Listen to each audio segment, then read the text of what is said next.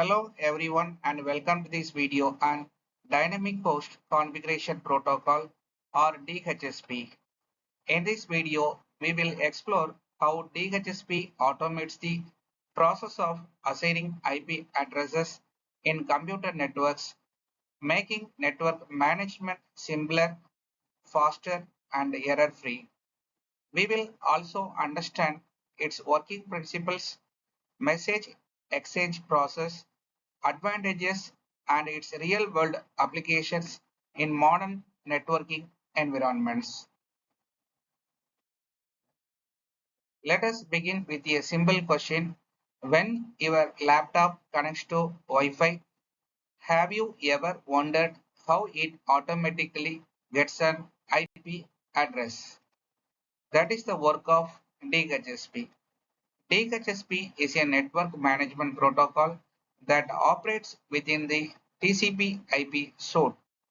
Its main purpose is to dynamically assign IP addresses and the other related configuration parameters such as the default gateway and DNS server to devices joining a network. It was standardized in RFC 2131 and today DHCP is the backbone of the both home and enterprise IP addressing. Imagine managing hundreds of computers in a network and assigning IP addresses one by one. That would be time consuming and prone to errors. A DHCP solves this problem by automating IP address assignment, ensuring that no two devices share the same address and reducing administrative workload. The DHCP architecture involves three components. A DHCP client. This is the device that requests configuration information such as your computer, smartphone, or printer. A DHCP server. This is the system that manages and distributes IP addresses. It maintains a pool or database of available IPs and other network parameters. DHCP relay agent. This is used in large or segmented networks where the client and the server are on different subnets. The relay agent forwards client requests and the server responses between the client and the server. Together, these components ensure that every device receives an appropriate configuration automatically. The operation of DHCP begins when a client broadcasts a request to obtain an IP address and other configuration details. Depending on the location of the client and the server, the communication can happen in one of the two ways, either within the same network or across different networks. If a client and server are on the same network, they communicate directly. If they are on different networks, communication occurs via a DHCP relay agent.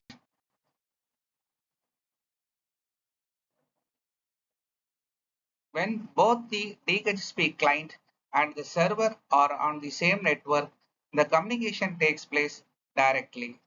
The server listens on UDP port 67, waiting for any DHCP records from clients. When a client device boots up, it sends a broadcast request to discover a DHCP server. The server receives this message on port 67 and responds to the client's UDP port 68 with an offer containing an available IP address and configuration details. Once the client accepts the offer, the server acknowledges it either through a broadcast or unicast message. At this point, communication is established between source port 67 and destination port 68, and the client successfully obtains its IP address and network settings. When the DHCP client and the server are different networks or subnets, the client doesn't know the location of the DHCP server. So the client starts by broadcasting a DHCP request to find a server. However, routers do not forward broadcast messages. To solve this issue, a DHCP relay agent is utilized. The relay agent, which resides on the client's network, listens on UDP port 67 and is already aware of the DHCP server's IP address. When the relay agent receives the client's broadcast, it encapsulates the message into a unicast diagram, adds the server's destination address, and forwards it through the router. The message then reaches the DHCP server even though it is on a different network. The server processes the request, prepares a response, and it sends it back through the relay agent, which delivers it to the client.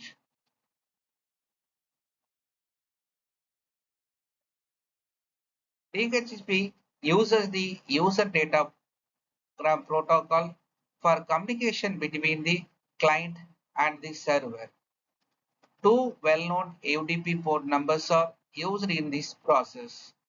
Port 67 used by the DHCP server to listen for and receive requests from clients. Port 68 used by the DHCP client to receive responses from the server. When a client sends a DHCP request, it is transmitted from the client's UDP port 68 to the server's UDP port 67. The server then replies from port 67 back to port 68 on the client. These ports ensure proper message flow and prevent confusion between multiple DHCP exchanges occurring on the same network. Every DHCP message follows a standard packet structure derived from the would-be format.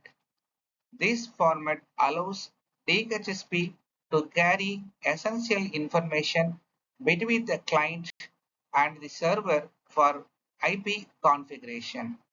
A DHCP packet is divided into several important fields that define how communication takes place and what configuration details are shared. All DHCP communication takes place using this structured format, while the header fields handle message control and addressing. The options field is the most flexible part, allowing DHCP to deliver a wide range of configuration data to clients. While DHCP simplifies network management by automating IP address assignment, it also introduces certain security challenges, primarily because it relies on broadcast messages and dynamic configuration. Some of the most common concerns include DHCP servers, which are unauthorized servers that can provide incorrect IP settings, potentially redirecting clients to malicious networks or causing network disruptions. IP address spoofing is another risk where attackers manually assign themselves IP addresses to impersonate devices. Additionally, DHCP is vulnerable to denial of service attacks, in which an attacker exhausts the server's pool of available IP addresses, preventing legitimate clients from connecting. Finally, DHCP has a lack of built-in authentication, making it easier for malicious devices to interfere with the allocation process and compromise network security.